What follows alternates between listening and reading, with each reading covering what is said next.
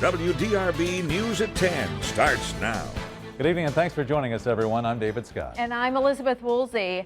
Tonight we begin with allegations of 4 police officers breaking the law with a 15-year-old girl. Valerie Chen has been investigating this story for days now. In a story only on WDRB, she explains the claims the alleged victim's father is making.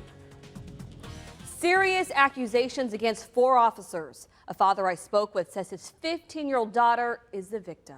In Breckinridge County, news spreads fast. Some residents are asking why one of their deputies is on paid administrative leave.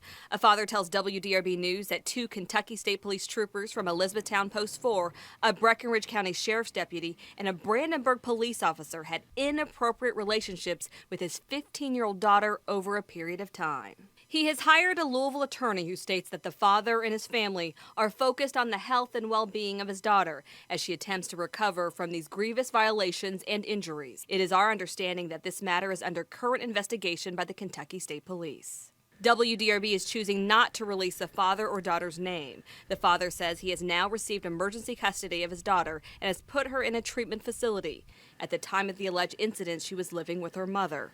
While WDRB is able to identify the teen's mother, she could not be reached for comment.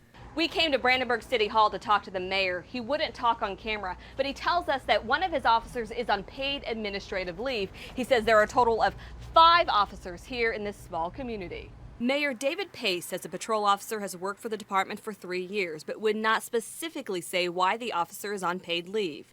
He does say he hopes allegations against him are not true. The Breckinridge County Sheriff Todd Pate, seen here, says one of his deputies is also on paid administrative leave, but also wouldn't confirm why. A Kentucky State Police spokesman says he can't talk about administrative personnel or ongoing criminal investigations.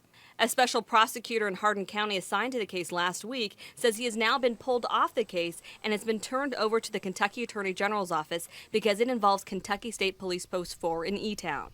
But the AG's office says it can't confirm or deny any investigation or lack thereof.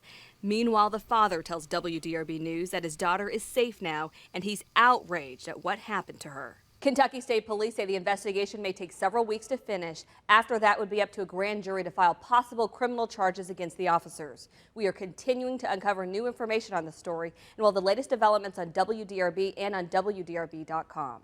Valerie Chen, WDRB News.